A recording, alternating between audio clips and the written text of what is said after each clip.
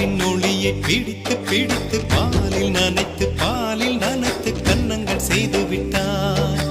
உலக மலர்கள் பறித்து பறித்து 2 பந்துகள் அமைத்து அமைத்து பெண்ணை சமைத்து விட்டார். அழகு என்பது ஆண்பாலா பெண்பாலா என்பதில் எனக்கு சந்தேகம் தீர்ந்தது. அழகு என்பது நிச்சயம் பெண்பாலடா. கவிதை என்பது மொழியின் வடிவம் என்றொரு கருத்தும் இன்று உடைந்தது. கவிதை என்பது கன்னி வடிவமடா. மின்னலை பிடித்து